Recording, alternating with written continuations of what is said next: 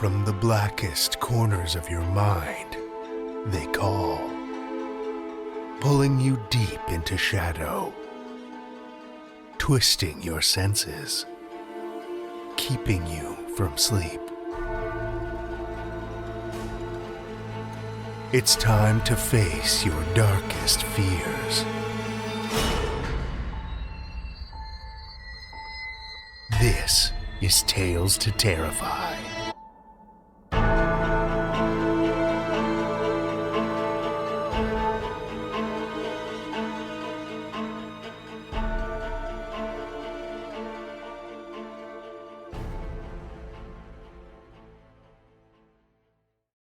Good evening, children of the night, and welcome. Hope the holidays have been treating you well so far, and that you've managed to weather the season without a beating from Krampus or too much coal in your stocking. We have 2 tales for you this evening to keep you chilled on these long, dark winter holiday nights. First, we meet a woman with an unusual connection to color. Then a man dreams of escape in the face of the hangman's noose. Our first story for the evening comes from Danielle Ackley-McPhail. Award-winning author, editor, and publisher of E-Spec Books, Danielle Ackley-McPhail has worked both sides of the publishing industry for longer than she cares to admit. Her published works include 8 novels, including her latest, The Play of Light. She is also the author of 9 solo collections, the newest being Echoes of the Divine, and the non-fiction writer's guide, The Literary Handyman Library. She is the senior editor of numerous anthologies, including the recently released The Chaos Clock. Children of the Night, join me for Danielle Ackley-McPhail's Ruby Red, first published in The Kindly One, January 2021.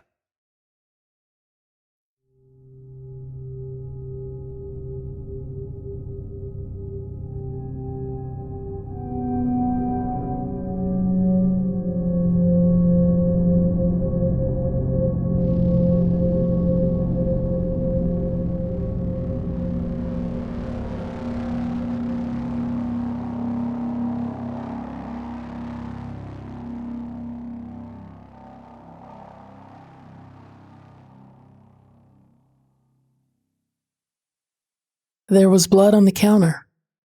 Just 3 little drops, bright and deep all at once, startling against the white marble. I ran my finger through one gleaming half-globe. It smeared a red spectrum along the edge of the sink. I giggled. The sound startled me. It was out of place in the surrounding starkness, slashing a hole in the silence that closed instantly. I was being disrespectful. Dragging my lower lip between my teeth, I reached for the roll of tissue and tore off a couple squares. With great care, I wiped away the smear I'd made, leaving the remaining 2 drops pristine, and the rest of the counter nothing but white. I balled the tissue and clutched it tight in my fist. The urge to giggle swept through me once more, and I ground down harder on my lip. The pain was sharp and focusing. It allowed me to fight back the urge. It had been so long since I'd been allowed to color. They didn't trust me with color. Things happened. I wrapped my arms tight around my body and stared at the remaining 2 drops, lost myself in the play of light upon the gleaming surfaces. They sparkled like gems. My breath quickened, and I had to tuck my hands beneath my arms to keep them still, to keep them from reaching out and playing with the pretty color. "Red," I whispered. It was no more than a breath. Nearly just a thought. I didn't want anyone to hear. They would take the drops away. Red like rubies, like poppies under the sun, strawberries dripping with dew. The intensity ran like a wire up my spine. Each word drew it taut. Each image sprang into my mind and spawned more. I buried my senses in each thing that surfaced. My eyes were dazzled by the glimmer of jewels, my nose filled with the smell of warm flowers, my tongue savored the sweetness of ripe fruit. Red. The bathroom became a sea of red as my mental images shaped reality. Flower petals scattered over the cold white tile. Ripe fruit crushed beneath my feet as I circled the room. Power swirled around me, brushed my skin, danced among the strands of my hair. It was red as well. Everything was red. I laughed with the joy of color. The white was swept away. Bending, I scooped my hands through the redness and encountered sharp-edged gems. I'd found my rubies. The sting of pain was life, and I laughed more. Gone was the sterile white. I lifted my arms, pale white skin trailing beads of blood from 100 little nicks. Red, red like blood. The bite of iron overwhelmed my other senses. The smell, the taste, the slick, thick feel of it against my skin. A liquid red tide swept over me, coating the walls and sweeping away fruit and flowers and gems. Red, red like blood, I whispered again, a mere moving of the lips, drowned out by the pulse of the tide. Red swept me away.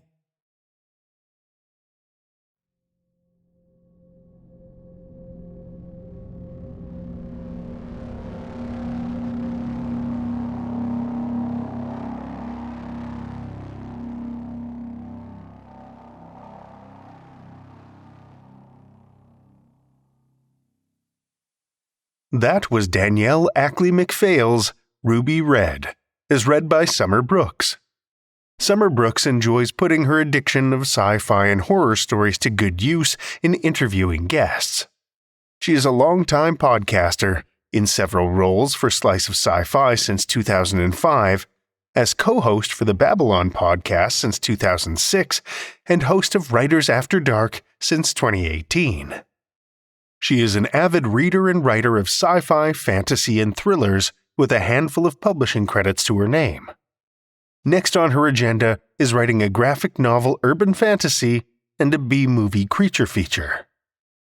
Summer does story narrations as well for Tales to Terrify, Starship Sofa, and Escape Pod, among others. Thank you, Summer.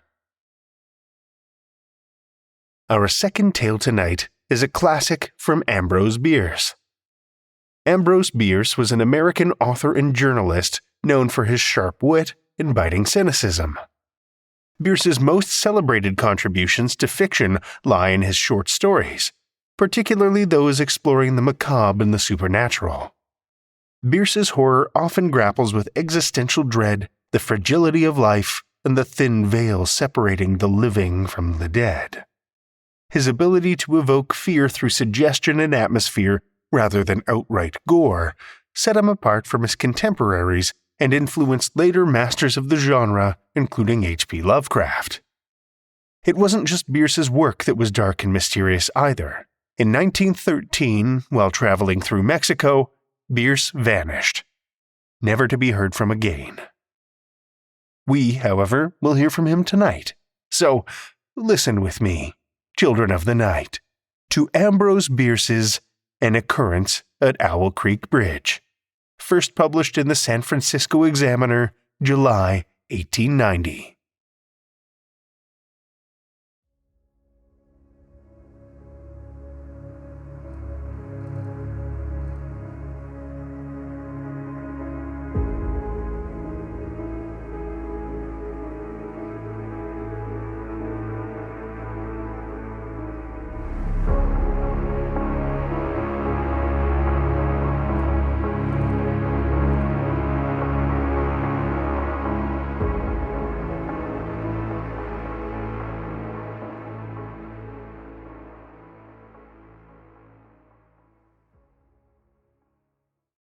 1.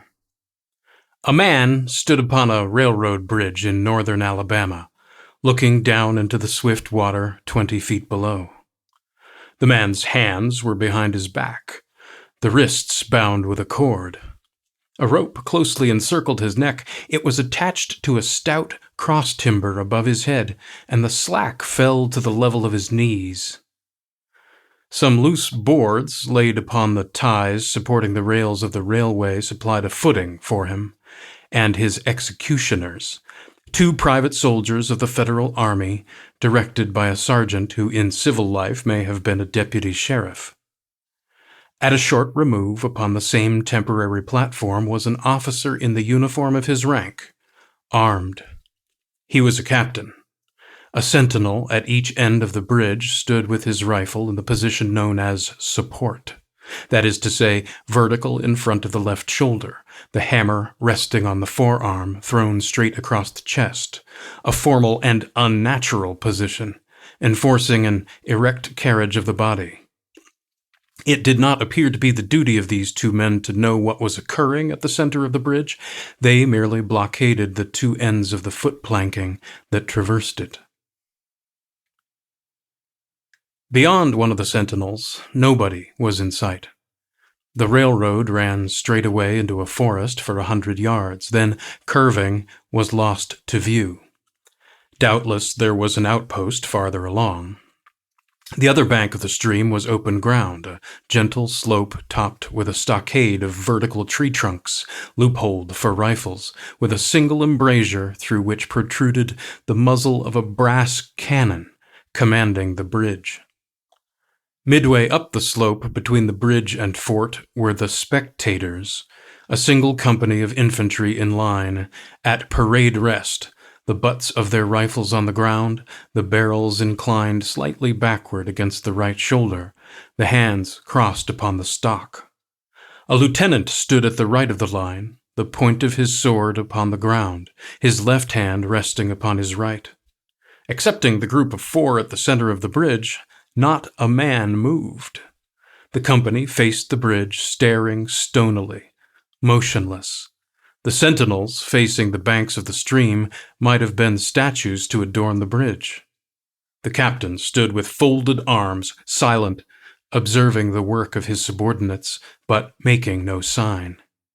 Death is a dignitary who, when he comes announced, is to be received with formal manifestations of respect, even by those most familiar with him.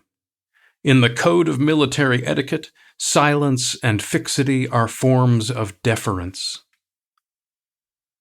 The man, who was engaged in being hanged, was apparently about 35 years of age.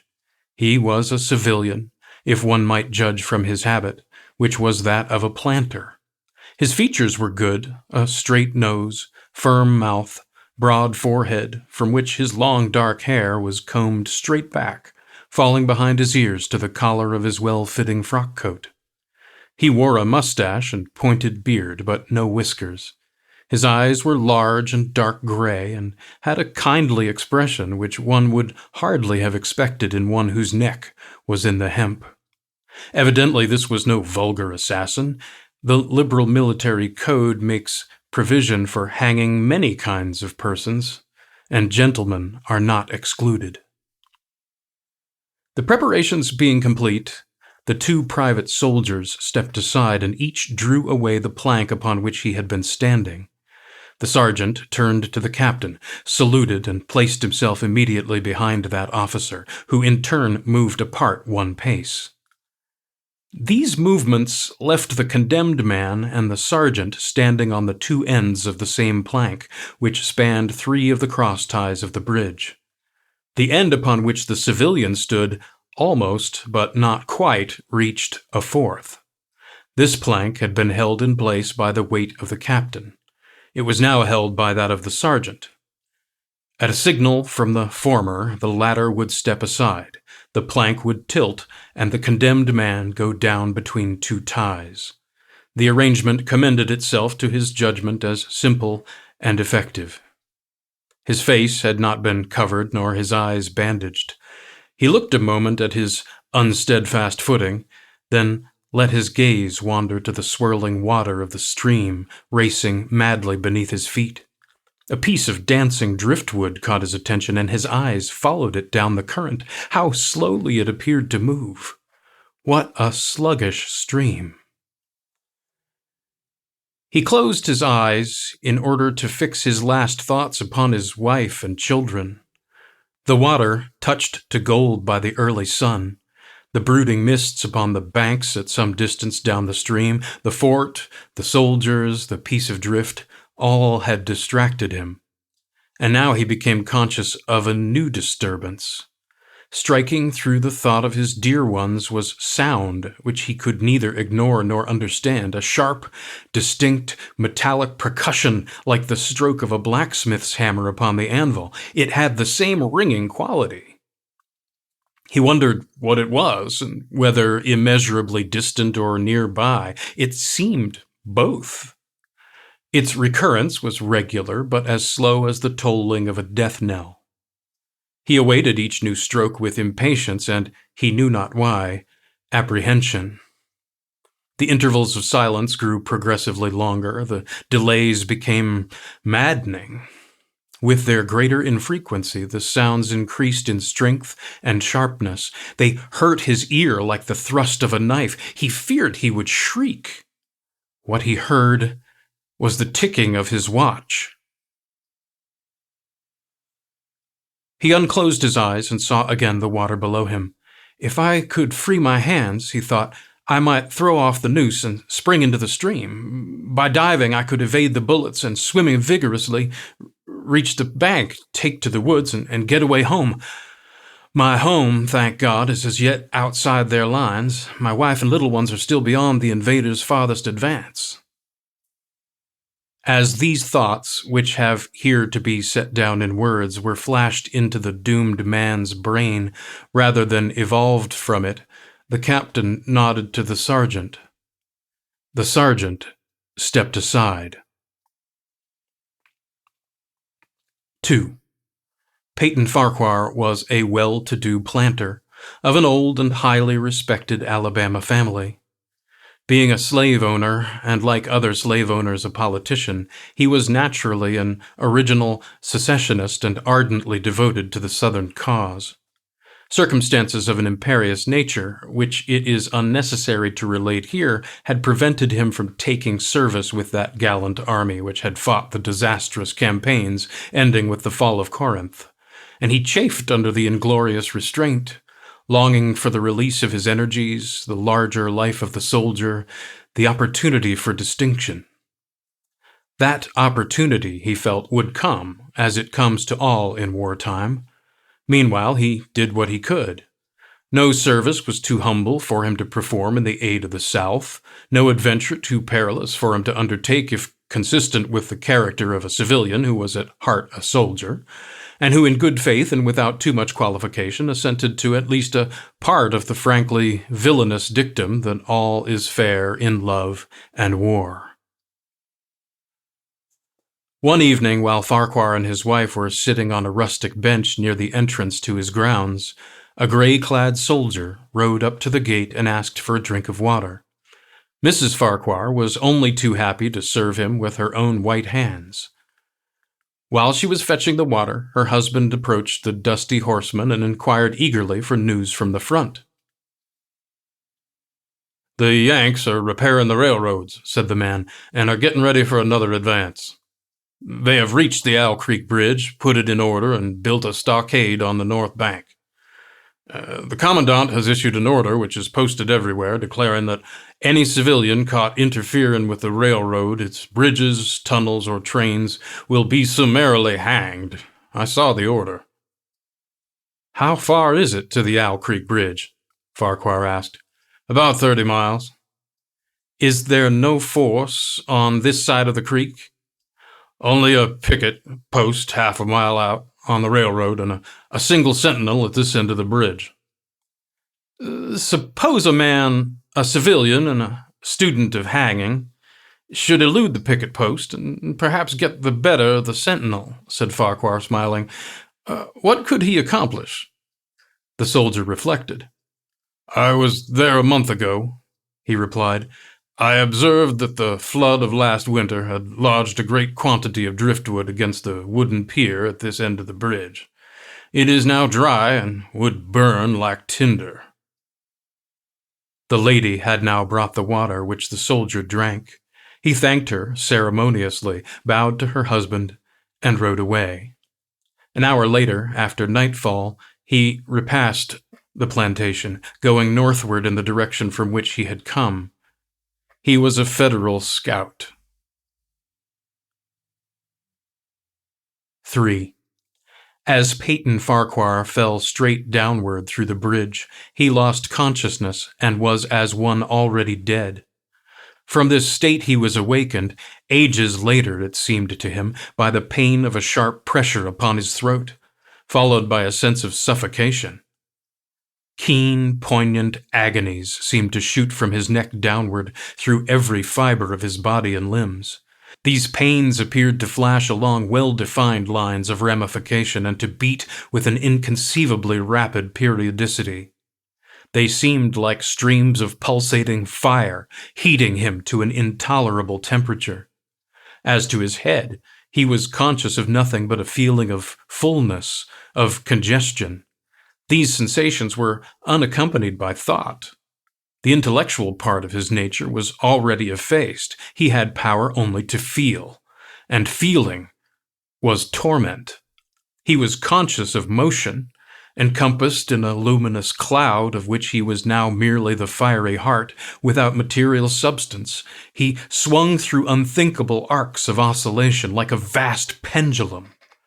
Then, all at once, with terrible suddenness, the light about him shot upward with the noise of a loud splash. A frightful roaring was in his ears, and all was cold and dark.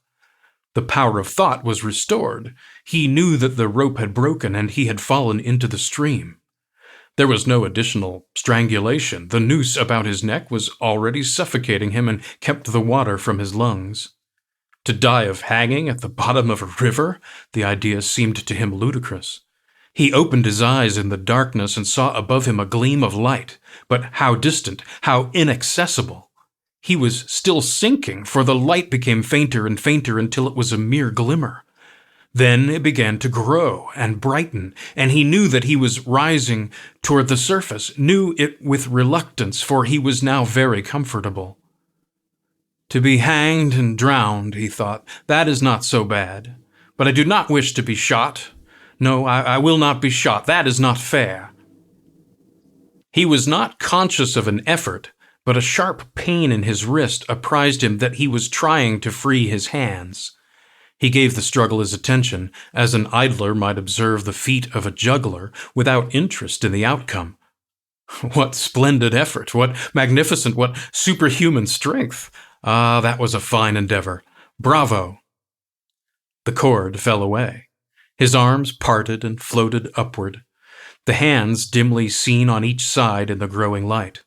He watched them with a new interest as first one and then the other pounced upon the noose at his neck. They tore it away and thrust it fiercely aside, its undulations resembling those of a water snake. "Put it back! Put it back!" He thought he shouted these words to his hands, for the undoing of the noose had been succeeded by the direst pang that he had yet experienced. His neck ached horribly. His brain was on fire. His heart, which had been fluttering faintly, gave a great leap, trying to force itself out at his mouth. His whole body was racked and wrenched with an insupportable anguish, but his disobedient hands gave no heed to the command. They beat the water vigorously with quick downward strokes, forcing him to the surface. He felt his head emerge. His eyes were blinded by the sunlight. His chest expanded convulsively, and with a supreme and crowning agony, his lungs engulfed a great draught of air, which instantly he expelled in a shriek. He was now in full possession of his physical senses. They were, indeed, preternaturally keen and alert. Something in the awful disturbance of his organic system had so exalted and refined them that they made record of things never before perceived. He felt the ripples upon his face and heard their separate sounds as they struck. He looked at the forest on the bank of the stream, saw the individual trees, the leaves and the veining of each leaf. He saw the very insects upon them. The locusts, the brilliant-bodied flies, the gray spiders stretching their webs from twig to twig. He noted the prismatic colors in all the dewdrops upon 1,000,000 blades of grass. The humming of the gnats that danced above the eddies of the stream, the beating of the dragonfly's wings, the strokes of the water spider's legs like oars which had lifted their boat, all these made audible music. A fish slid along beneath his eyes, and he heard the rush of its body parting the water. He had come to the surface, facing down the stream. In a moment, the visible world seemed to wheel slowly round, himself the pivotal point, and he saw the bridge, the fort, the soldiers upon the bridge, the captain, the sergeant, the 2 privates, his executioners. They were in silhouette against the blue sky. They shouted and gesticulated, pointing at him. The captain had drawn his pistol but did not fire. The others were unarmed. Their movements were grotesque and horrible, their forms gigantic. Suddenly he heard a sharp report, and something struck the water smartly within a few inches of his head, spattering his face with spray. He heard a second report and saw one of the sentinels with his rifle at his shoulder, a light cloud of blue smoke rising from the muzzle.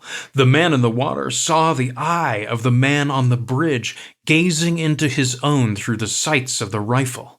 He observed that it was a gray eye, and remembered having read that gray eyes were keenest, and that all famous marksmen had them. Nevertheless, this one had missed. A counter-swirl had caught Farquhar and turned him half round. He was again looking at the forest on the bank opposite the fort. The sound of a clear, high voice in a monotonous sing-song now rang out behind him and came across the water with a distinctness that pierced and subdued all other sounds, even the beating of the ripples in his ears. Although no soldier, he had frequented camps enough to know the dread significance of that deliberate, drawling, aspirated chant. The lieutenant on shore was taking a part in the morning's work. How coldly and pitilessly, with what an even, calm intonation, presaging and enforcing tranquility in the men, with what accurately measured interval fell those cruel words. "Company! Attention! Shoulder arms! Ready! Aim! Fire!" Farquhar dived as deeply as he could. The water roared in his ears like the voice of Niagara, yet he heard the dull thunder of the volley, and rising again toward the surface, met shining bits of metal, singularly flattened, oscillating slowly downward. Some of them touched him on the face and hands, then fell away, continuing their descent. One lodged between his collar and neck. It was uncomfortably warm, and he snatched it out. As he rose to the surface, gasping for breath, he saw that he had been a long time underwater. He was perceptibly farther downstream, nearer to safety. The soldiers had almost finished reloading. The metal ramrods flashed all at once in the sunshine as they were drawn from the barrels, turned in the air, and thrust into their sockets. The 2 sentinels fired again, independently and ineffectually. The hunted man saw all this over his shoulder. He was now swimming vigorously with the current. His brain was as energetic as his arms and legs. He thought with the rapidity of lightning. "The officer," he reasoned, "will not make that martinet's error a second time. It is as easy to dodge a volley as a single shot. He has probably already given the command to fire at will. God help me, I cannot dodge them all." An appalling splash within 2 yards of him was followed by a loud rushing sound, diminuendo, which seemed to travel back through the air to the fort and died in an explosion which stirred the very river to its deeps. A rising sheet of water curved over him, fell down upon him, blinded him, strangled him. The cannon had taken a hand in the game. As he shook his head free from the commotion of the smitten water, he heard the deflected shot humming through the air ahead, and in an instant it was cracking and smashing the branches in the forest beyond. They will not do that again, he thought. The next time they will use a charge of grape. I must keep my eye upon the gun. The smoke will apprise me. The report arrives too late. It lags behind the missile. That is a good gun. Suddenly he felt himself whirled round and round, spinning like a top. The water, the banks, the forests, the now distant bridge, fort and men, all were commingled and blurred. Objects were represented by their colors only, circular, horizontal streaks of color.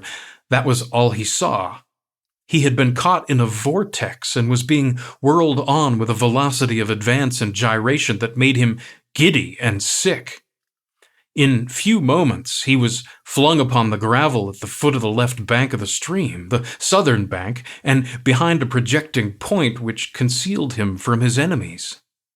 The sudden arrest of his motion, the abrasion of one of his hands on the gravel, restored him, and he wept with delight. He dug his fingers into the sand, threw it over himself in handfuls, and audibly blessed it. It looked like diamonds, rubies, emeralds. He could think of nothing beautiful which it did not resemble. The trees upon the bank were giant garden plants. He noted a definite order in their arrangement, inhaled the fragrance of their blooms. A strange, roseate light shone through the spaces among their trunks, and the wind made in their branches the music of aeolian harps. He had not wished to perfect his escape. He had not wished to perfect his escape. He was content to remain in that enchanting spot until retaken. A whiz and a rattle of grape shot among the branches high above his head roused him from his dream. The baffled cannoneer had fired him a random farewell. He sprang to his feet, rushed up the sloping bank, and plunged into the forest. All that day he traveled, laying his course by the rounding sun. The forest seemed interminable. Nowhere did he discover a break in it, not even a woodman's road. He had not known that he lived in so wild a region. There was something uncanny in the revelation. By nightfall, he was fatigued, footsore, famished. The thought of his wife and children urged him on. At last he found a road which led him in what he knew to be the right direction. It was as wide and straight as a city street, yet it seemed untraveled. No fields bordered it, no dwelling anywhere, not so much as the barking of a dog suggested human habitation. The black bodies of the trees formed a straight wall on both sides, terminating on the horizon in a point, like a diagram in a lesson in perspective.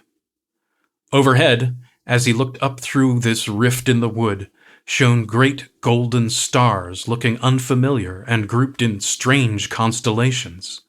He was sure they were arranged in some order which had a secret and malign significance. The wood on either side was full of singular noises, among which, once, twice, and again, he distinctly heard whispers in an unknown tongue. His neck was in pain, and lifting his hand to it, found it horribly swollen. He knew that it had a circle of black where the rope had bruised it. His eyes felt congested. He could no longer close them. His tongue was swollen with thirst. He relieved its fever by thrusting it forward from between his teeth into the cold air. How softly the turf had carpeted the untraveled avenue. He could no longer feel the roadway beneath his feet. Doubtless, despite his suffering, he had fallen asleep while walking, for now he sees another scene. Perhaps he has merely recovered from a delirium. He stands at the gate of his own home. All is as he left it, and all bright and beautiful in the morning sunshine. He must have traveled the entire night. As he pushes open the gate and passes up the wide white walk, He sees a flutter of female garments. His wife, looking fresh and cool and sweet, steps down from the veranda to meet him. At the bottom of the steps she stands, waiting, with a smile of ineffable joy, an attitude of matchless grace and dignity. Ah, how beautiful she is! He springs forward with extended arms. As he is about to clasp her, he feels a stunning blow upon the back of the neck. A blinding white light blazes all about him with a sound like the shock of a cannon. Then all is darkness and silence.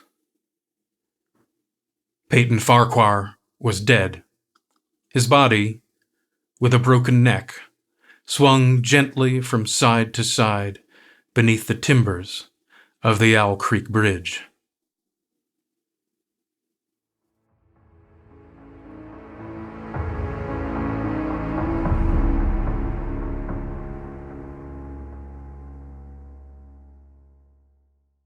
That was Ambrose Bierce's An Occurrence at Owl Creek Bridge, as read by Douglas Gwilym. Douglas Gwilym grew up in what might vaguely be referred to as Pittsburgh, and is sucked closer and closer to the city's center as the years pass. He's logged hundreds of hours as a narrator for LibriVox. Douglas Gwilym reads Tales of the Proto-Weird on YouTube, and with a small audiobook publisher. He's logged thousands of hours reading to please an entity known only as the Creature, which may or may not regard him as a parent. He's a singer, bandleader, bassist, and recording musician when the fates allow, and is often held responsible for a weird fiction rock opera called Bonnie Wipes It All Clean. He lives with the artist Deborah Thompson Williams and the Creature in a house at the edge of the woods. His other life is as a Bram Stoker Award-nominated short story author and anthologist. Johnny Compton, author of Spite House, calls his latest anthology, Novus Monstrum, mysterious, merciless, mirthful, and superb. Champion Mojo storyteller Joe Lansdale calls his upcoming short story collection dark dynamite that will knock you in the tall, wet weeds. Hear him read his own work on web shows like Galactic Terrors and The Story Hour, and always tip your server. Thank you, Douglas.